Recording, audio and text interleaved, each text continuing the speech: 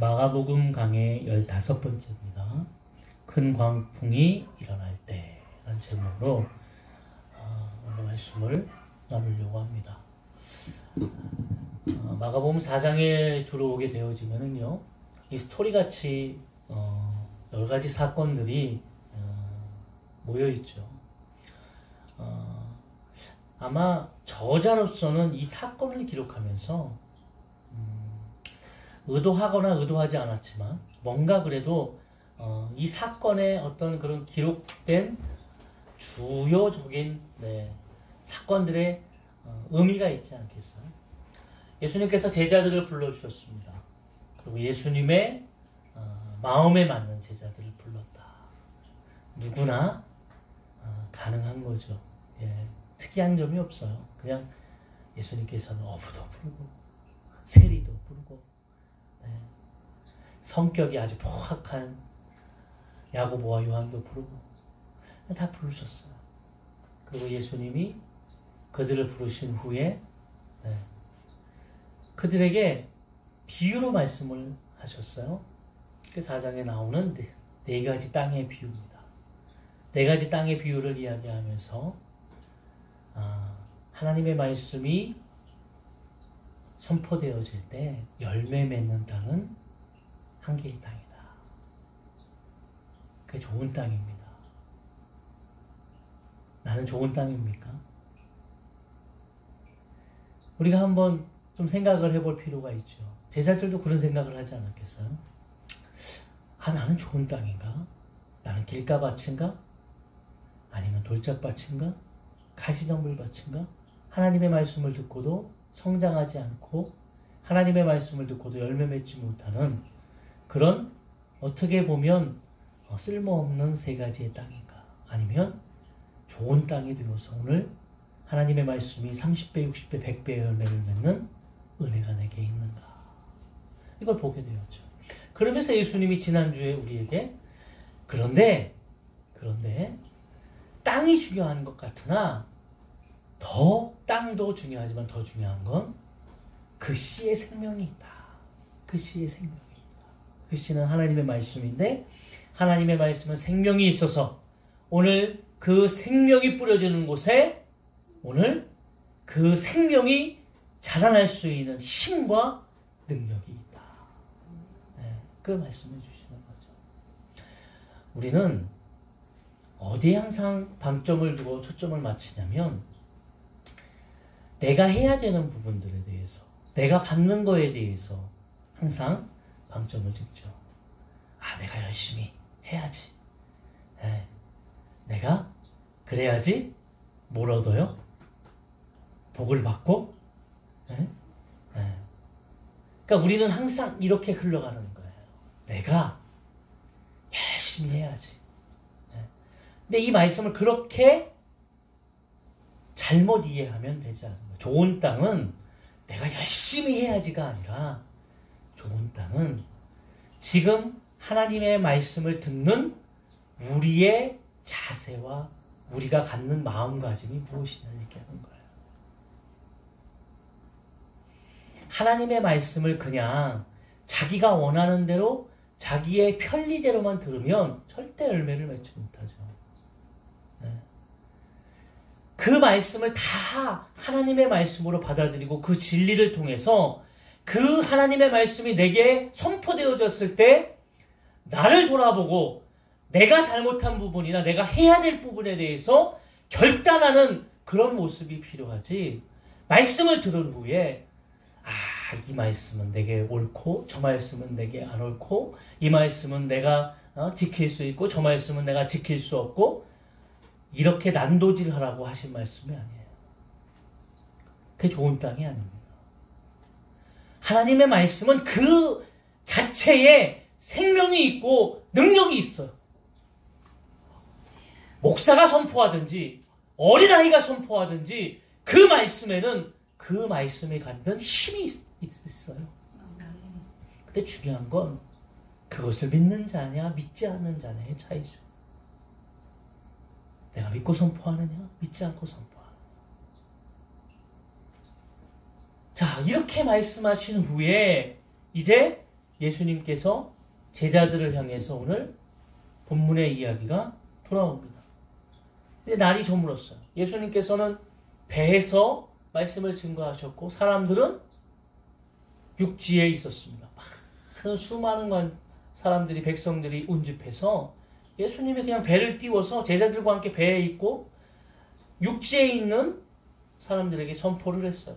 그리고 얼마나 열심히 말씀을 가르치셨냐면 날이 저물었어요. 이제. 날이 저물면 모든 사람들이 다시 원래 있던 곳으로 집으로 돌아가야죠. 네. 다 돌아간 후에 예수님께서 35절 그날 저물 때에 제자들에게 이르시되 우리가 저편으로 건너가자 하시니 이제 예수님이 우리가 이제 저편으로 건너가자. 예, 뭐 반대편일 수도 있고요. 뭐 저쪽으로 가자. 이렇게 이제 말씀을 하셨어요. 그런데 생각지 않았던 광풍이 불기 시작했습니다. 제자들은 너무 놀랐죠. 예. 찬잔했던 그 갈릴리 바다가 그 호수가 갑자기 광풍이 불고 배가 침몰될 것 같은 그런 역경과 고난이 다가옵니다. 화들짝 놀라서 예수님을 깨우죠. 예수님, 우리가 죽게 됐습니다. 우리를 살려달라. 근데 예수님께서는 아무렇지도 않은 듯이 일어나셔서 바람을 꾸짖으시고 파도를 꾸짖으시고 그 꾸짖는 소리에 잔잔하여지는 바람이 멈춰지는 이런 놀라운 사건이 오늘 기록되어져 있습니다.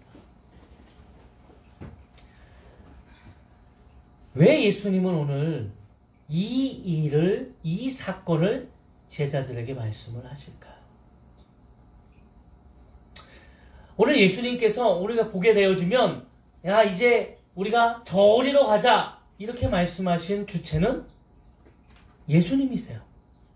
그리고 저리로 가면 무슨 일이 기다리고 있냐면 우리가 5장에 이제 들어갈 건데 거기엔 거라사 광인이 기다리고 있습니다. 예수님은 저리로 가자고 얘기했던 것은 이제 저 거라사 광인 귀신에게 묶여서 지금 미친 사람처럼 잘못된 삶으로 살아가고 있는 저에게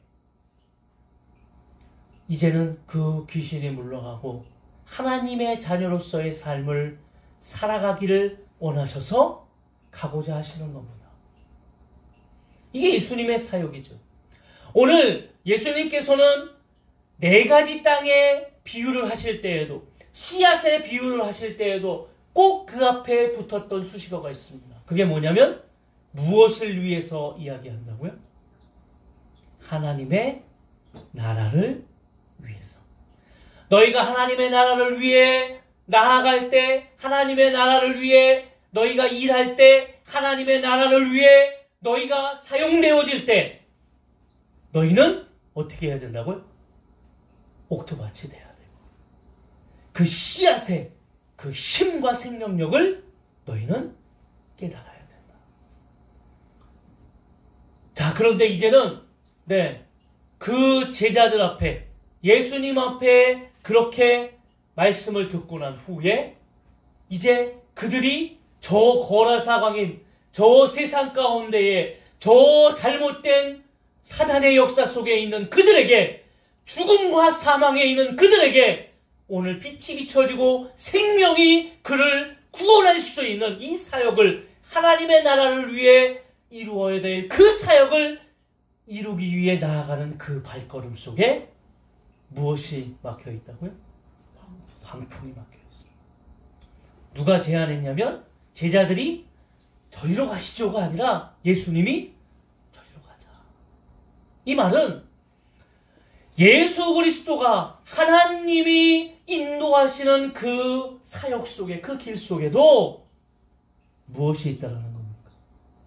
고난이 있다라는 겁니다. 우리가 성경에 보면 제가 설명 계속 하지만요. 하나님의 말씀에는 형통이라는 그 단어 속에 우리가 잘라흐라는 단어를 쓰는데요. 그 단어를 우리가 보게 되어지면 뭐든지 잘 된다 이런 의미가 아니에요. 우리가 보통 많이 쓰잖아요. 네, 새해 되고 그러면 모든 일이 형통하시기를 빕니다.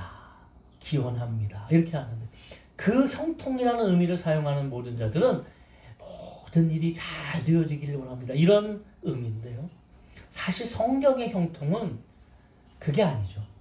성경의 형통은 뭐냐면 하나님의 뜻이 이루어지기를 원합니다. 할렐루야. 형통하시기를 원합니다. 네. 그러니까 내 뜻이 아니고 내 방법이 아니고 하나님의 뜻이 이루어지는 삶이에요. 그런데 거기 놀라운 반전이 숨어져 있죠. 그래서 많은 목사님들이 뭐라고 그래요? 하나님은 역전의 명수다. 우리 인생 가운데에 다 죽을 것 같고 다 망할 것 같고 다 모든 것을 잃을 것 같은 그 상황에 하나님은 멋지게 나오셔서 그 상황을 싹 역전하시고 바꿔놓으시죠. 경험하십니까? 그렇게 되어질 때 우리는 참된 하나님의 뜻을 깨닫게 되어지는 거예요. 제자들의 입장에서 보세요. 예수님이 가라고 해서 제자들은 갔습니다. 제자들이 그냥 예수님이 가라고 하니까 아무 순종하는 네 그리고 갔어요. 아멘 갔어요. 아니 그런데 기다렸다는 듯이 아멘 하고 난 좋은 마음으로 딱 나갔는데 거기에 폭풍이 몰아치고 광풍이 몰아치고 고난과 역경이 나에게 영습해 올 때 우리는 뭐라고 생각합니까? 에이! 내가 좋은 마음으로 하려고 했는데 에이 이렇게 그냥 이런 일들이 있어? 세상 말로 재수없게 이렇게 이야기하죠. 그게 아니죠. 제가 아까도 서두에 얘기했지만 하나님의 진리는 난도질하는 게 아닙니다. 하나님의 말씀은 내가 그 말씀을 듣고 아멘 하고 내가 할 수 없음에도 내가 할 수 있도록 하나님 앞에 힘을 구하고 결단하는 거죠. 할 수 없는 상황에도 하나님께서 그것을 인도하시겠다라고 하는 믿음으로 결단하는 거죠. 아멘. 그런데 보세요. 조금 내가 이제 뭔가 된 것처럼요. 네. 그냥 훈련이라는 것은요. 항상 훈련에서 끝나면 안 되고 실전에 가야 돼요. 실전에. 네. 훈련을 하잖아요. 훈련 열심히 받았어요. 훈련 열심히 받으면 무슨 생각을 합니까? 아, 이 정도 되면 내가 이젠 뭐든지 할 수 있겠다. 그러고 나가지만 실전에 가면 어떻게 됩니까?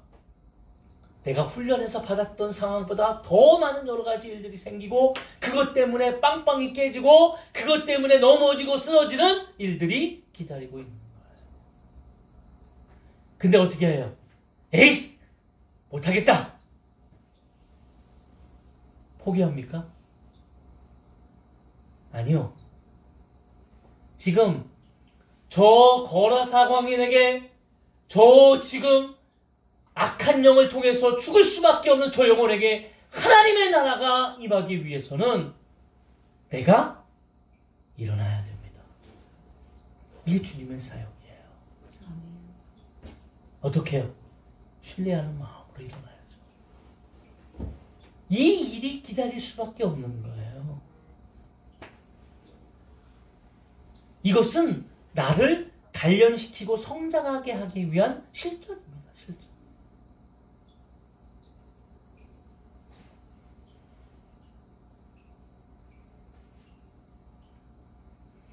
예수님이 제자들에게 보여주셨던 그 놀라운 역사를 왜 잊어먹습니까? 병든 자를 낫게 하고 중풍병자를 일으켜 세우고 수많은 병자와 귀신 들린 자를 제자들이 보는 앞에서 다 하셨어요. 근데 왜 그걸 잊어먹습니까?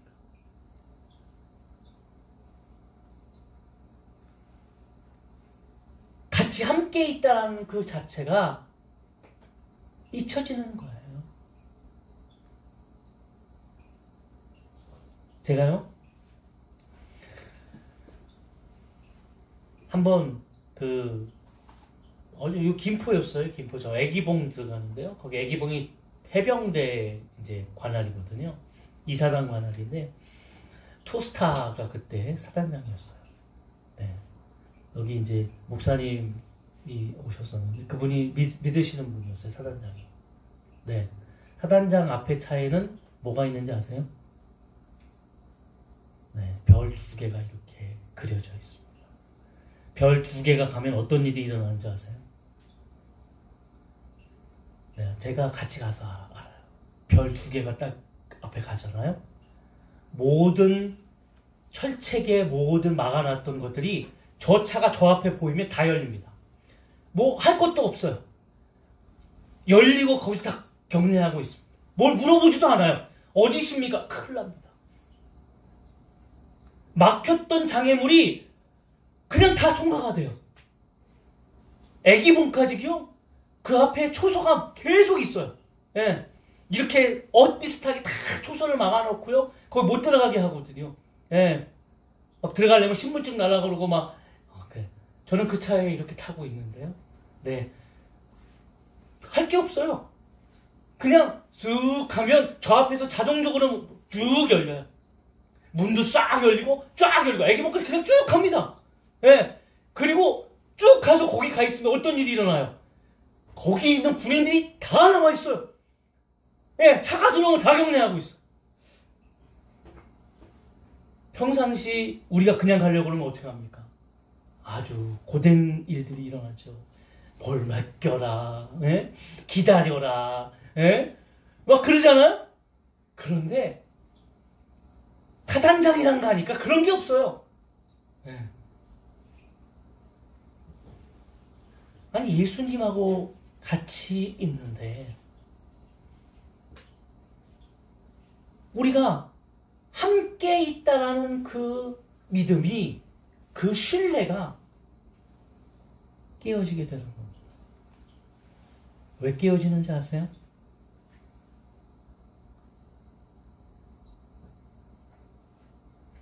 예수님은 배 밑바닥에 가셔서, 예수님 얼마나 피곤하시겠어요? 생각해 보세요. 그 원화에 보니까요, 예수님께서 폭풍우가 부는데 자시는 게 아니에요. 주무시잖아요. 맨 밑에 고물을 베고 주무셨어요. 거기 베개를 놓고요. 고물은 배에 보면 맨 뒤입니다. 뒤. 예. 그러니까 들어가셔서 맨 뒤에 안 보이시는 그 맨 뒤에 그냥 이렇게 베개를 놓고 주무시는 거예요. 그냥 배 타고 피곤하시니까 주무셨어요. 예. 폭풍우가 불고 광풍이 불고 이런 일들이 일어날 거라고 예수님도 아셨겠죠. 네. 그러면 예수님은 주무셨어요. 왜 주무셨을까요? 피곤하죠. 오늘 키포인트는 여기 있습니다. 오늘 처음에 35절에 시작된 그날 저물 때에 그랬어요. 날이 저물다는 이 단어는 우리에게 향해서는 모든 일들을 끝내고 이제 쉼을 얻어야 되는, 쉽게 얘기하면 내 힘으로 이제 해야 될 일은 끝나고 내가 쉼을 얻어야 되는 시간입니다. 다시 말하면 인생에서도 날이 저물었을 때에는 내가 모든 일들을 끝내고 이제 쉼을 얻어야 되는 그 시간이에요. 다시 말하면 우리에게는 새날을 준비하기 위한 쉬는 시간이지만 하나님에게는 새날을 준비하기 위해 그날, 그 시간부터 우리를 눈동자같이 지키시고 우리의 사역 속에 하나님의 뜻이 이루어질 수 있도록 하나님께서는 지금도 우리의 삶을 인도해 가시는 거예요. 그래서 시편 기자는 뭐라고 얘기합니까? 하나님은 쉬지도 아니하신다. 불꽃 같은 눈동자로 우리를 지켜주신다. 인생에게는 날이 저물다, 피곤하다, 이건 쉼이에요. 그러나 하나님은 그 쉬는 인생의 시간 속에서도 지금 일하시고 역사하시고 지금도 우리를 보호하시고 인도하시는 줄 믿습니다. 이게 신뢰예요. 어떤 아이가 그래요? 잠을 자는데도 잠을 자는 것 같지 않다는 거예요. 내가 지금 노는데도 노는 것 같지 않아요. 누굴까요? 수험생이죠. 수험생. 잠을 자는데도 뭔 생각이 돼? 불안해요. 지금도 열심히 하는 애가 있지 않을까? 내가 이렇게 편하게 자고 있으면은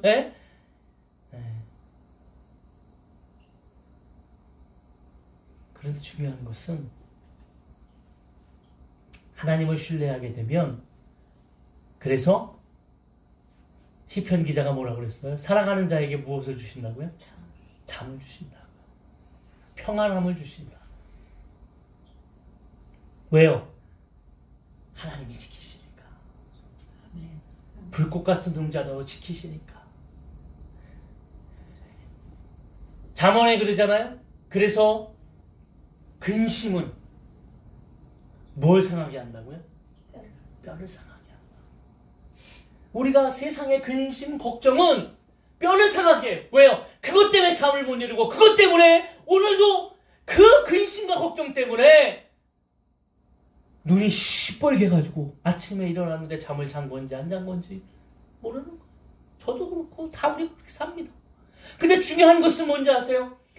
그 근심과 걱정을 하는 그 상황 속에서도 하나님은 주무시지 아니하고 우리를 지켜주신다. 이 신뢰가, 예수님은 그 고물을 메고 괴가 광풍에 불고 풍랑을 만나서 침몰할 것 같은 상황이지만 절대 침몰하지 않는다.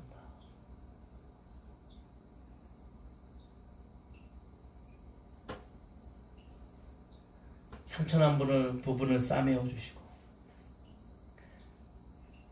꺼진 물을 다시 일으켜 세워주시는, 어그러진 무릎을 다시 세워주시는 그 하나님의 놀라운 역사가 우리에게 임하는 겁니다. 아멘. 그런데 우리는 어떻게 삽니까? 우리는 예수님을 필요할 때만 부르는 거예요. 왜 그런 신뢰가 없냐면 예수님을 필요할 때만 불러요.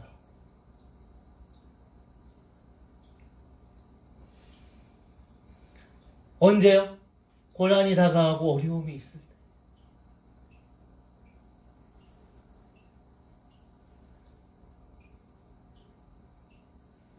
요한계시록 2장에 보면 볼지어다 내가 문 앞에서 두드리노니 누구든지 그 문을 열고 나를 맞이하면 내가 그로 더불어 들어가 그와 함께 먹고 마시겠다. 이렇게 말씀하셨거든요. 그 말은 내가 너희와 함께 하자. 그 말이에요. 내가 너희와 함께 하자. 내가 너희와 함께 하겠다. 그로 더불어 나는 먹고 그로 더불어 나는 마시니까 얼마나 행복하고 즐거운 삶입니까? 이 말은 믿지 않는 자에게 이야기하는 것이 아니라 믿는 우리에게 이야기하시는 거예요. 오늘도 하나님을 믿는 우리에게, 믿음으로 살아가는 우리에게, 하나님의 나라를 위해서 나아가는 우리에게, 지금 제자들에게 말씀하시는 이 이야기가 그 이야기예요.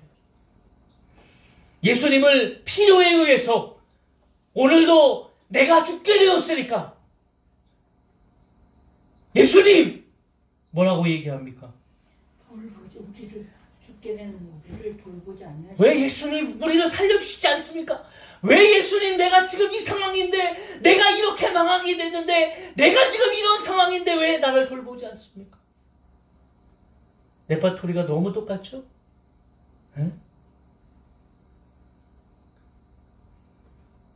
그 목사들이 하는 얘기가 있잖아. 새벽 기도 때, 새벽 예배 때 이렇게 말씀을 증거하는데 안 보이던 성도가 보이면 진짜 나게 돼요. 진짜 실제로 목사님들이 다 그래요. 원래 새벽 기도는 나오던 성도들만 나와요. 그것도 되게 한국교회는 웃긴 게 지정석이 있어요. 1년이 가고 10년이 가도 그분은 꼭 거기만 앉아요. 참 희한하죠? 그러니까 되게 웃긴 건 말씀 증거하면서 누가 왔는지 출석이 다 체크돼요. 아무리 큰 교회도 마찬가지. 이렇게 말씀 증거하다가 이렇게 보면 아 저기 아 저기 다 거기에 앉아요. 예. 네. 참 재밌죠? 그런데 갑자기 뉴페이스가 나타나요. 그러면 말씀 증거하면서 저 권사님이 오늘 왜 왔을까? 긴장하는 거죠. 말씀 신경이 쓰여요. 왜 왔지? 무슨 일이지? 계속 오시는 분들은 항상 기도를 하시고 하니까 네. 근데 안 오다 오시는 분들은 뭔 일이 터졌으니까 온 거잖아요. 네. 하나님을 뭔 일이 터졌을 때 찾아요. 나로 더불어 그와 함께 내가 먹고 마시는 것이 아니라 함께 동행하는 것이 아니라 지금 제자들에게 있어서 그 하나님의 나라를 위해 나아가기 위한 가장 중요한 의미는 주님과 동행하는 겁니다. 주님과 동행하기 때문에 풍랑이 만나고 어려움이 와도 내게 신뢰함으로 든든함으로 내가 지켜진다는 것을 깨닫는 거예요. 아멘. 왜요? 이 사역은 내 욕심이나 내 뜻이 아니라 주님이 원하시는 그 길을 내가 순종하며 나아가는 거예요. 하나님이 그 길을 책임져 주신다고 말씀하셨어요. 이건 하나님의 약속이에요. 내 길을 위해 나아가는 자를 하나님께서 내가 먹이고 입히고 책임져 주시겠다고 약속하셨어요. 내가 더한 것도 주겠다. 네? 예수님이 그러셨잖아요. 예수님이 제자들에게 가르칠 때 그런 거예요. 나는 요만큼 했는데 너희는 나보다 더한 것도 한다. 아멘? 이게 예수님께서 제자들에게 주신 힘과 능력이에요. 너희가 하나님을 의지하고 그 하나님의 말씀대로 순종하고 하나님의 뜻대로 나아가는 그 길 속에 너희가 더한 것도 한다. 근데 우리는 그 말씀을 다 잃어버리고 언제요? 예수님을 참 이 마가가요. 표현도 참 너무 디테일하게 표현해놨어요. 고물 그래 베개를 메고 주무시다. 저 배 밑창에 근데 이렇게 그려보세요. 그냥 한편으로 그냥 예수님께서 피곤하시니까 가장 깊숙한 곳에 주무시는구나. 이해되잖아요. 근데 또 한편으로 얘기해볼까요? 예수님이 소외당해서 저 어두운 가운데 혼자 계시고 제자들은 뭐 하고 있어요? 지들 나름대로 막 이렇게 하고 있다가 갑자기 어떤 일이 있어요? 어려움이 닥치니까 갑자기 예수님을 깨우면서 예수님 평상시 하나님과 교제를 하고 평상시 하나님 앞에 나오는 사람은 뭐라고요? 목사님들이 나오면 항상 나오는 것처럼. 그리고 중요한 것은 그러면 목사님들이 기도하잖아요. 네. 범사에 감사하고 형통하게 되어지는 그 의미는 항상 하나님과 동행하는 자에게 이루어지는 하나님의 뜻이에요. 그러니까 그들은 항상 그렇게 주님 앞에 함께 있는 분들은 어려움이 닥쳐도 놀라지 않아요. 어려움이 닥쳤구나. 그럼 또 하나님 앞에 맡겨야 되겠다. 이렇게 담담하게 주님을 바라보기 때문에 호들갑을 떨지 않잖아요. 그런데 오늘 제자들의 이 모습처럼 말이죠. 호들갑을 떨고 자기네가 죽을 줄 알고 물론 얼마나 위험하고 얼마나 무섭겠어요.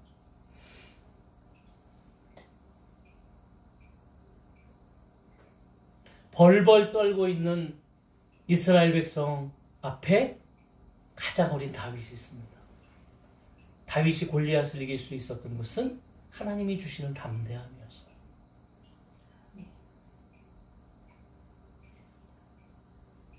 왜요? 다윗은 목동으로 살아가면서 날마다 하나님과 교제했어요. 곰의 이빨 속에 늑대의 발톱 속에 그런 양들을 구할 수 있는 하나님의 은혜가 있었어요. 믿으십니까? 오늘 한국교회가 오늘 하나님의 나라를 위해 나아가는 성도들에게 하나님이 하고 싶으신 이야기는 모든 것을 이루어 가시는, 모든 것의 주인 되시는 그 하나님을 신뢰하라는 거예요. 아멘. 여러분, 예수님이 일어나셔서 하시는 거는 너무 간단하잖아요. 제자들과 너무 상반되는 그런 모습 아닌가요? 네? 제자들의 모습이 믿지 못하는 우리의 모습이라면 예수님은 너무 태연하게 예수님이 깨우니까 제자들은 막 죽을 것 같이 막 지금 막 사색이 되어가지고 막 지금 막 이러는데 예수님께서는 그래? 그 일어나셔갖고 오셔갖고 괜히 바람한테 꾸짖으시잖아. 야 이놈아! 멈춰라! 그러니까 바람이 만화 같은 일이에요. 제가 보면서 항상 만화 같은 일이야. 멈춰라! 그랬더니 바람이 막 불고 막 풍랑이 막 치다가 그래가지고 삼삼해졌어. 이 제자들이 이걸 봤을 때 어떤 생각을 할 것 같아요? 저는 옆에 있으면 되게 멍할 것 같아요. 갑자기 이게 뭔가 이 상황이 지금 이해가 되는가? 이 제자들이 그러면서 고백한 게 뭐예요? 41절. 그들이 심히 두려워하여 서로 말하되 그가 누구이기에 바람과 바다도 순종하는가? 그가 누구이기에? 할렐루야! 그가 누구이기에? 그가 누굽니까? 하나님의 아들. 하나님. 여러분, 그가 누굽니까? 그분이 여러분과 함께 하시는 거예요. 40절 우리 다 같이 한번 읽어볼까요? 40절. 이에 제자들에게 이르시되 어찌하여 이렇게 무서워하느냐? 너희가 어찌 믿음이 없느냐 하시니. 할렐루야. 예수님이 답답하시니까 꾸짖으시고 지금 제자들에게 얘기하는 거잖아요. 뭐라고요? 야 어찌 그게 무서워하냐? 지금 너희가 누구와 함께 있느냐? 누구이기에? 너희 누구와 함께 있니? 누구와 동행하고 있니?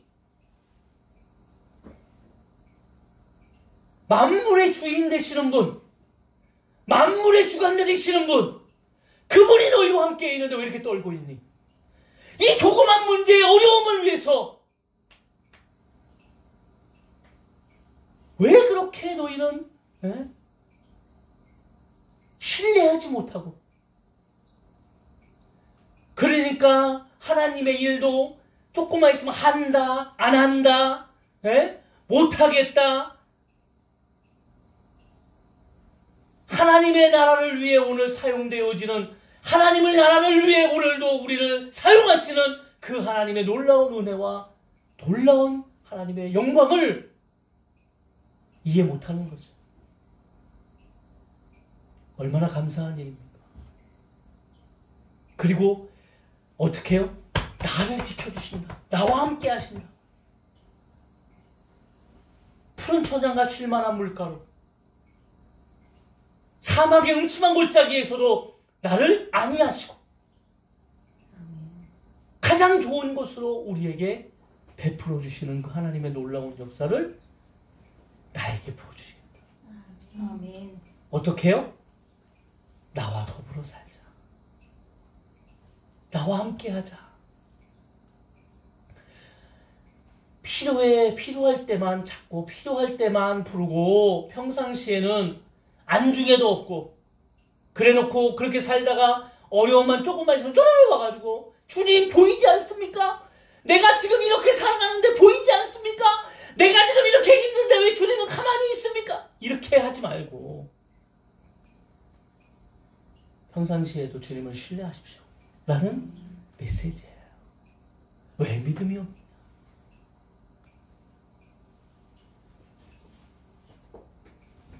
주님이 하실 것으로 믿습니다. 아멘. 한 주간 그렇게 승리하십시오. 아멘. 그리고 확신하시고 신뢰하십시오. 네. 그러면 인생이 달라진대요. 인생이 달라진대요. 저는 순교 못할 것 같거든요. 제가 아무리 봐도 겁이 참 많아서 주기철 목사님이 십자가의 모판을 이렇게 걸어갔다는데도 이 하나님만 보고 가야 되는데 갈 수 있을까? 이런 생각. 베드로가 거꾸로 심판에 십자가에 못 박혔다는데도 아니 어떻게 하면 저렇게 할 수 있을까? 이런 생각들이 듭니다. 저는 가끔 해요, 가끔. 야, 마지막 환란의 시대가 와서 내가 믿음을 지켜야 될 그 날이 올 때 나는 그 믿음을 지킬 수 있을까? 내 자신을 너무 잘 알기 때문이죠. 근데 확신하는 건 뭐냐면 주님이 힘주시면 할 수 있지 않을까? 붙들어 주시면 할 수 있지 않을까? 내 힘으로는 못하는데 그때 주님이 붙들어 주시면 할 수 있지 않을까?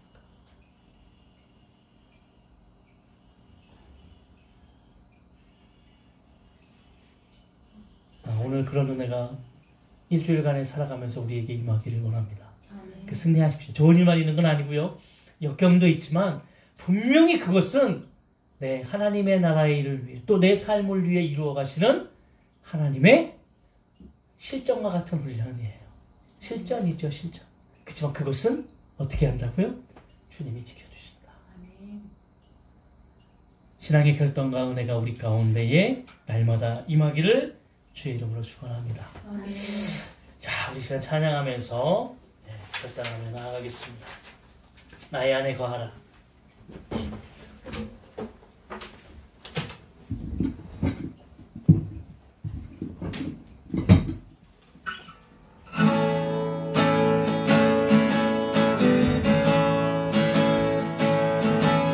나의 안에 거하라.